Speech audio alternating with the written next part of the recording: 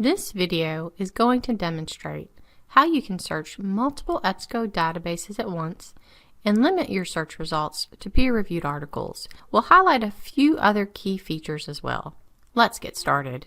On the library's homepage, let's get started by clicking on the Databases link. This takes you to the A to Z databases list. Click on Academic Search Ultimate located on the left. You will then be prompted to log in with your EKU username and password. Your username will be your complete EKU email address. Your password will be the same password you use for Blackboard and your EKU email. We are now at the Academic Search Ultimate homepage. An Academic Search Ultimate is just one of many subject-specific databases that we subscribe to through a vendor called EBSCO Host. To get started adding more databases to our search, click on the Choose Databases link located at the top. By clicking on Choose Databases, a list of all the EBSCO Host databases that you can add to this search will pop up.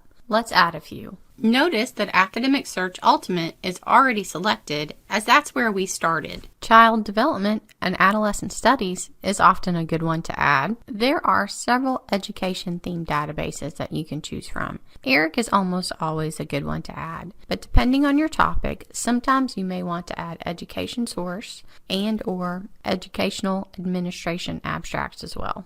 APA PsycInfo is often a good database to add to your search, and depending on your topic, maybe even APA Psych articles. There are several good sociology databases that you may want to add as well. Once you've added additional databases, simply click on the OK button. Returning to our search screen, notice that now it says Academic Search Ultimate, Show All.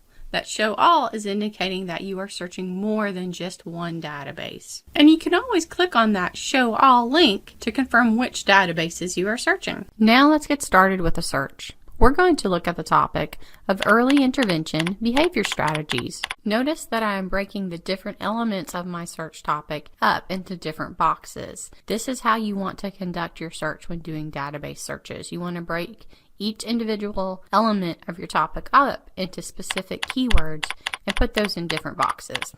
Here is where, if I was more familiar with this area, as you are, I'm sure, I would use that third box to be more specific in this search. Early intervention behavior strategies in what? In autism, in preschool, in reading, in what? So I would recommend getting a little bit more specific here if you have the knowledge that I'm sure you do. Often, your education faculty will ask you to make sure that your sources are scholarly, peer-reviewed journals. So before you even look at your search results, you may want to use this limiter located on the left side of the screen to ensure that your search results are only scholarly, peer-reviewed journals. Sometimes you may also need to adjust the publication date range, depending on the requirements of the assignment.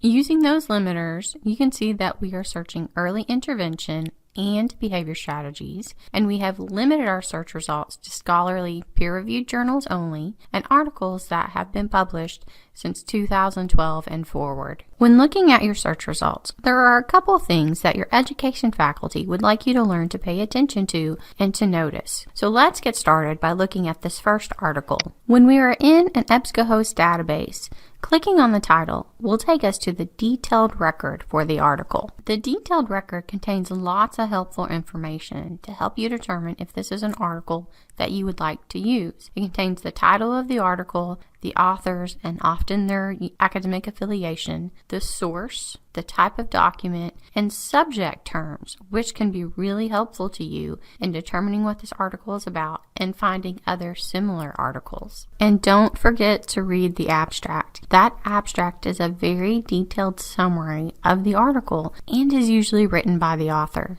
But before we continue, let's return to that source information. Notice that the title of the source, so the title of the journal where this article is coming from, is a hyperlink. So that means that we can click on that title and learn more about this journal. We can confirm that it is in fact a peer-reviewed journal. So let's take a look. We are now at the publication details for this journal. Notice that we've got the title, the publisher information, what types of records are available from this journal in this database. So there's lots of information here. But at the very bottom, notice there is a peer review section. And here it says yes. So that means that this journal is in fact a peer-reviewed journal. Notice that sometimes when you click on these to look at the publication details, it may say no in that category. So this isn't a bad habit to get into, to be sure to double check those publications when your assignments are requiring that you use peer-reviewed journals. Returning to the detailed record, notice there is a PDF full text link on the upper left. So this article is available in full text simply by clicking on that link. Now let's take a look at the right side toolbar, because this can be really helpful to you. One of the first things you may be interested in is the Cite tool. This will pull up a list of citations for this article in various citation styles, but please use this with caution.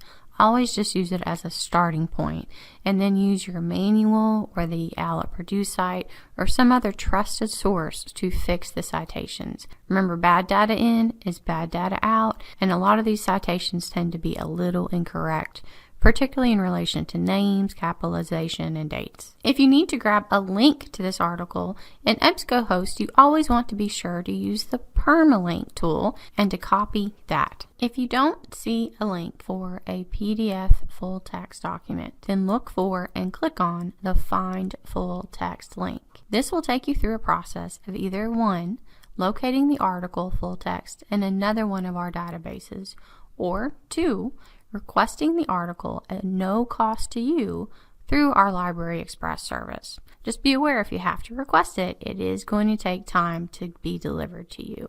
This video isn't going to go into the detail of that process. Just remember that if you don't see a PDF full text link, click on Find Full Text. This video looked at how to search multiple EBSCO databases at once for articles on education topics. We highlighted a few key things in the databases, including limiting your search results to peer-reviewed journals only, looking at the information about a journal, and how to take advantage of the toolbar that's located on the right of EBSCO databases. If you ever have any questions or if you need any help, don't hesitate to ask. Good luck.